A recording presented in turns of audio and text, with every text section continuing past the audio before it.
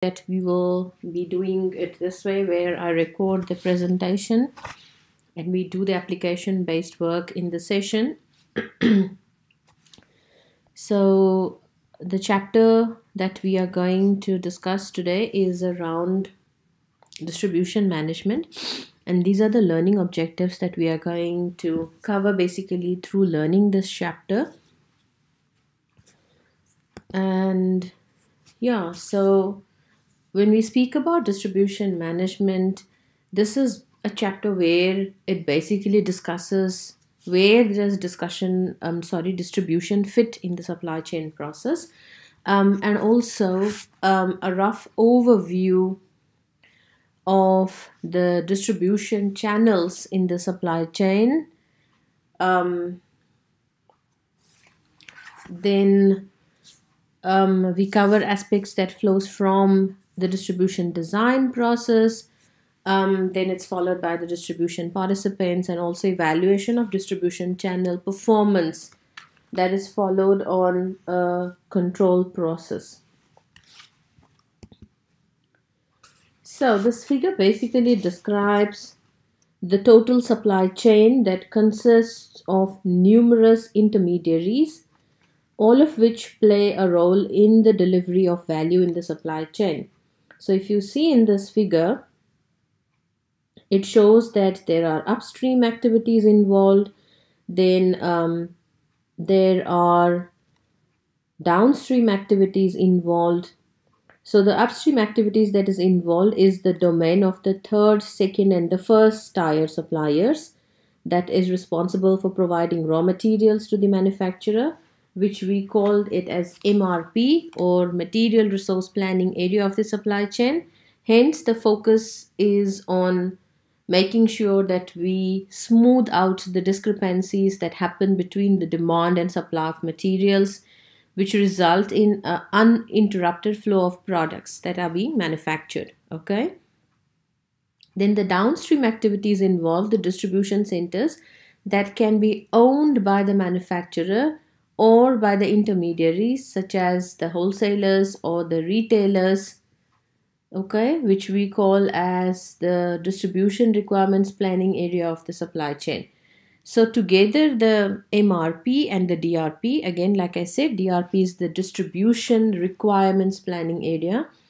They form part of the ERP. So overall, they are part of the ERP. And we spoke about ERP in the previous chapters, where it's enterprise resource planning. Now, the intermediaries that you see in the downstream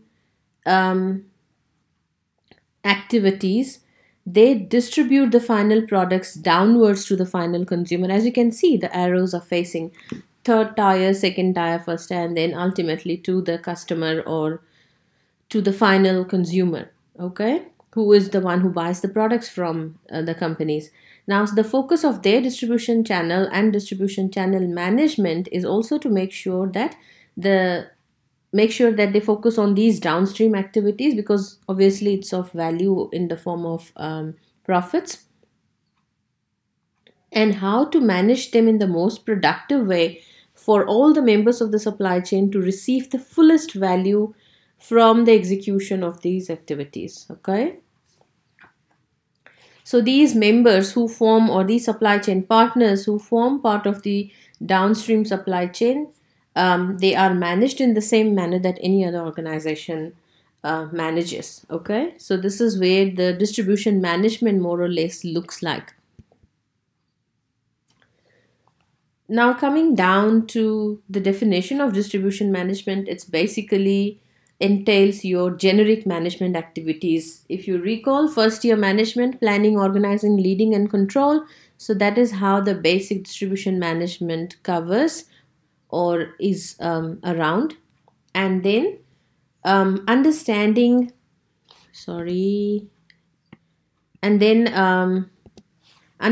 the distribution activities in the supply chain. So when we come to that aspect, to understand the functioning of distribution channels, it is necessary that we note that the essential activities must be performed by different members of the downstream supply chain. So there will be a lot of activities that must be accomplished in the downstream supply chain, and these activities that are needed to create value for all the members. So the different types of value that relates to place, to time, to form and possession, they are as follows, which is your place value, where the customer wants the product to be placed, time value at the required time, form value is in whatever form the product needs to be that the customer is willing.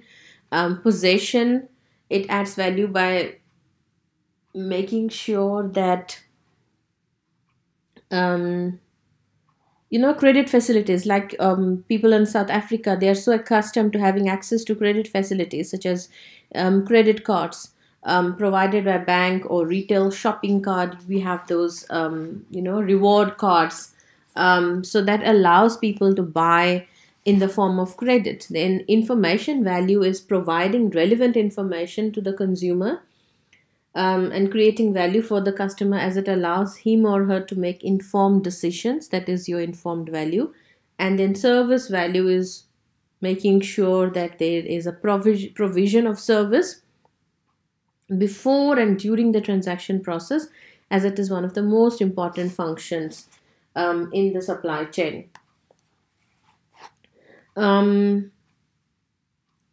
So you will see in this highly competitive environment in which supply chain members currently operate, the provision of excellent service can be the most sustainable competitive advantage. Why? Because it keeps members of the supply chain existing in business.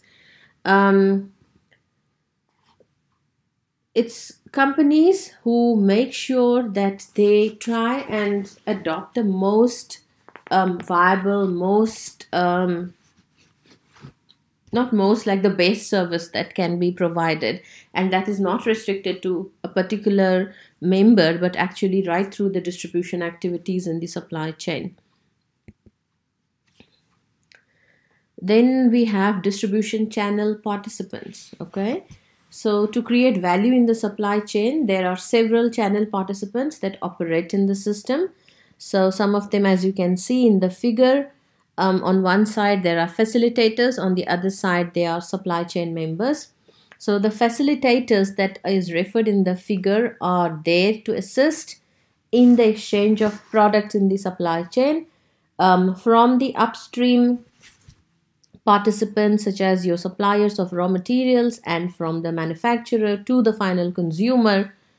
Okay, and these facilitators, they also play like a supportive role, and they deliver the help that is needed by the members of the supply chain. The logistics organizations, if you see, like your transport, the product from the manufacturer to the wholesaler, to the retailer, and also sometimes to the final consumer. The financial institution here is basically your banks, or similar organizations that deal with providing loans and credit to members of the supply chain, as well as to the buyer to obtain the product. It also, which means also to the consumer who is willing to buy on credit. There is insurance companies as well that provides members of the supply chain with insurance that covers against theft and etc. Then there are sales intermediaries. Okay, so in the intermediaries, if you see, upstream suppliers. So we know previously we spoke about upstream and downstream suppliers. They are also called as intermediaries because they operate between the supplier of raw materials, between the manufacturer and the final buyer of the product. So they are the ones who are in the process of ensuring delivery of the product to the consumer or to the customer, and have a direct interest in making sure that the sale of the product is incentive or profit making for both parties. So there are two types of intermediaries. You will have your sales intermediaries, and then you will have your resellers. So sales intermediaries will be basically the ones who perform services to the supply chain. They provide a link between the manufacturer and the other members. And like, for example, a farmer who is raising a cattle, And abattoir is the one where the cattle are slaughtered for meat. So a sales mediatory agent in this will be the one who makes sure that they obtain a good price for the cattle that is sold by the farmer to the abattoir. Okay. So which means this intermediary person is not doing it for free. He is making sure that he earns a sales commission out of it. Then we have resellers. Now resellers are the ones who are another form of intermediary, and they take title of the product, or they're the ones who basically buy the products from the manufacturer. And the main type of resellers are your wholesalers, are your retailers who are part of the downstream supply chain.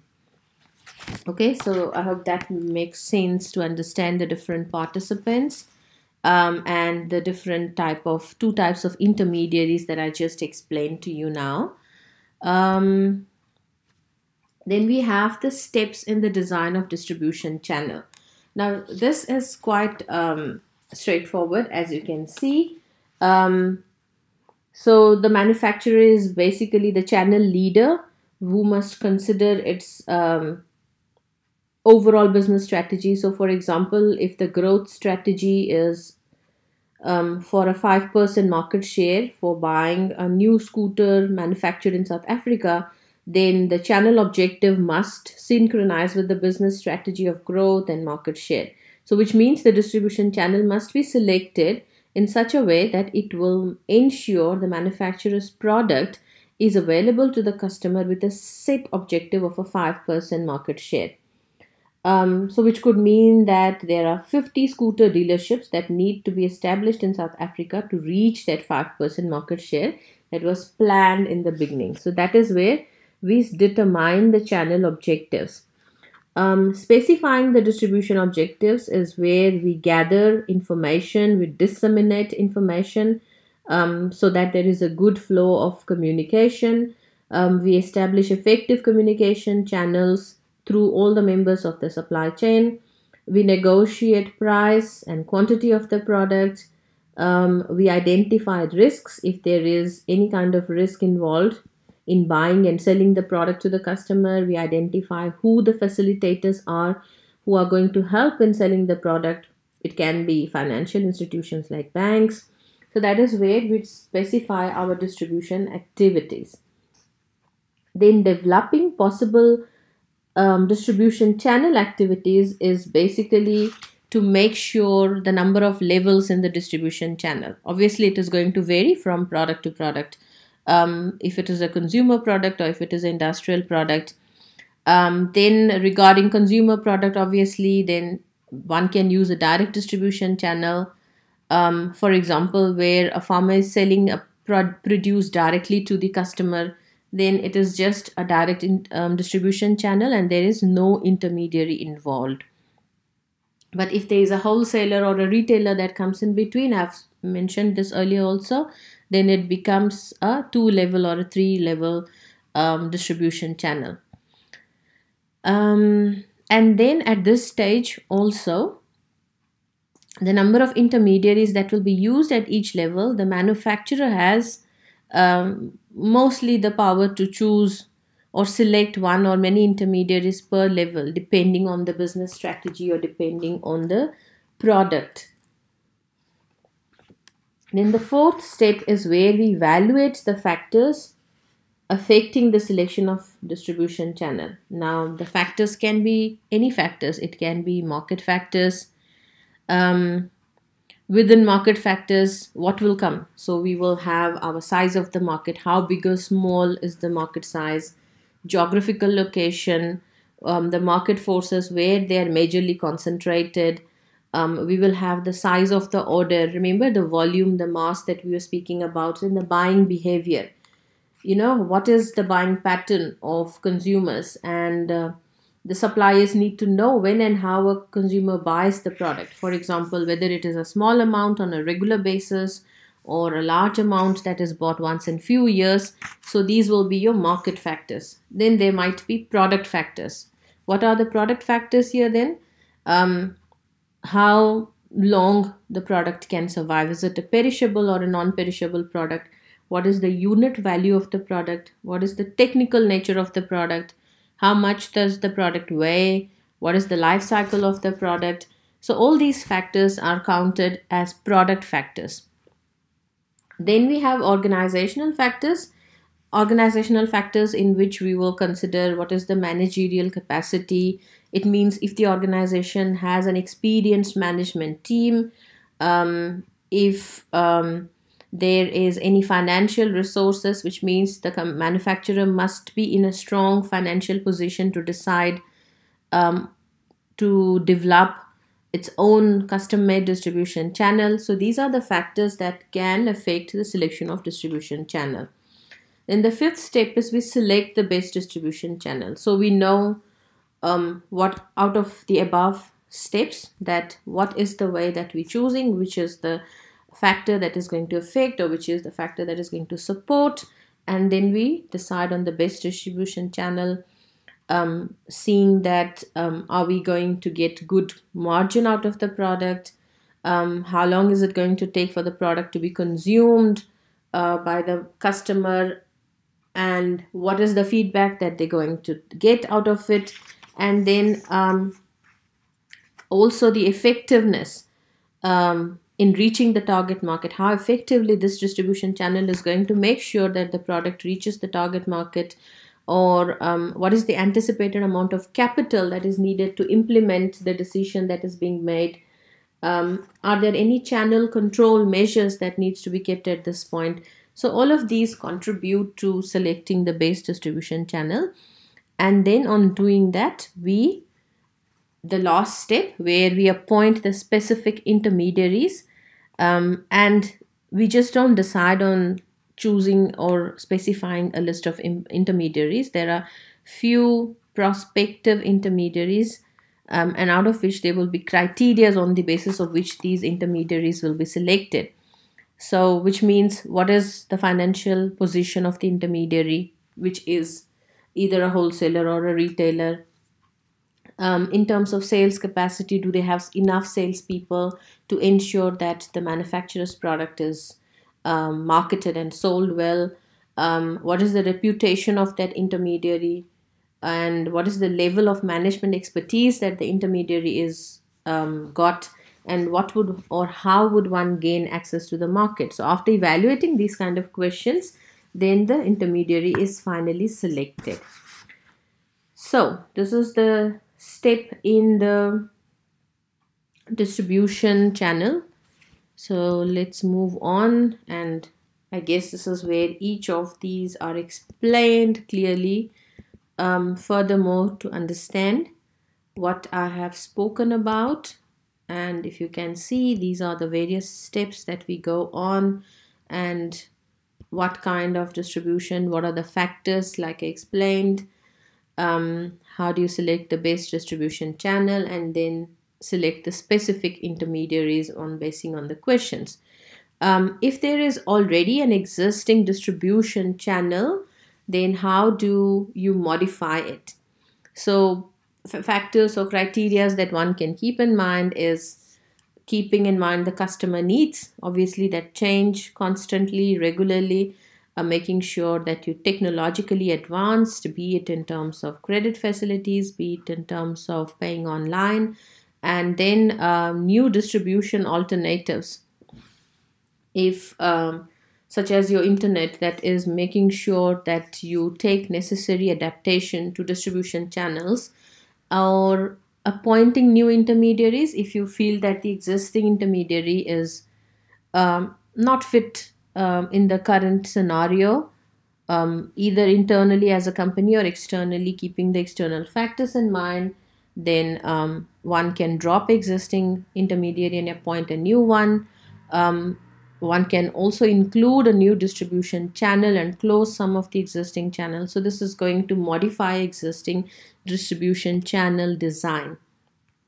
Now, channel leadership, again, I'm not going to go deep into that, because again, in channel leadership, we have spoken about the different kinds of power in our first year, in our second year, and how these sources of power also contribute towards channel leadership. So a channel leader is in the distribution channel is the one who provides authority and control that is needed to govern the members of the supply chain. And the manufacturer, in most cases, the channel leader is basically can be any intermediary, such as a retailer, it can be a wholesaler. So these are the five sources of power in the distribution channel that needs to be recognized, and a manager or a leader in the distribution channel can also cause conflict or be asked to mediate in a conflict situation. Therefore, a channel leadership is important in order to avoid these to happen. Then we have something called as channel conflict. Now, channel conflict is basically something that is defined where there is any adverse relationship that exists, and that can be detrimental to the other supply chain members. So, that is something which is usually destructive. It can be actively managed to curtail any negative consequences. So the methods of solving these channel conflict will be problem solving or persuading, negotiation. All of these contribute towards channel conflict in order to minimize or at least stop from creating any kind of detriment to anyone in the supply chain or in the distribution channel. This is what I just spoke now. I've just written it in detail here in this slide. And then we speak about channel control. So once your distribution design has been completed and the channel intermediaries, they have been appointed, then the performance of the channel needs to be evaluated. Okay. So this involves ensuring that the channel objectives that were set in the planning phase, they have been achieved. So we set our objectives in the steps in the distribution process. Previously in the slide we had 5 steps, and one of them is setting objectives. So this is to just control measures to evaluate that what has been set earlier is being maintained or followed, and that the standards that can be used to measure and evaluate this set of objectives has been achieved in the distribution channel. So that can be done via the following. It is making sure that turnover or market share is evaluated and compared, and the market share is attained. Then number of complaints is where that we make sure that the complaints received from the customers in the supply chain that can be measured, and the objectives can be set, or strategies need to be set to reduce them, because it's a very important service measure for supply chain and it can have further major implications. Then cash flow is where the liquidity, as we know, is a lifeline to any organization. So the payment flow in the channel needs to be measured constantly and ensure that it ties in closely with inventory holding levels of channel members. And then inventory holding, as we have discussed earlier in previous chapters, the key component of control in the supply chain is management of stock levels. So inventory measures like your just-in-time purchasing and logistics, or making sure that a minimum stock level is required as a contingency, which we also call as safety stock, is always available. And these measures can also be used to evaluate the performance of the channel. So holding inventory, but only so much that we can cover up in times of need, which I said is the safety stock, but not stocking too much that can end up costing to the company or costing to the different channel members. Okay, so this finishes our chapter. So we spoke about different aspects in the distribution channel. I'll make sure that we bring in some case studies and discuss about it in our class session tonight.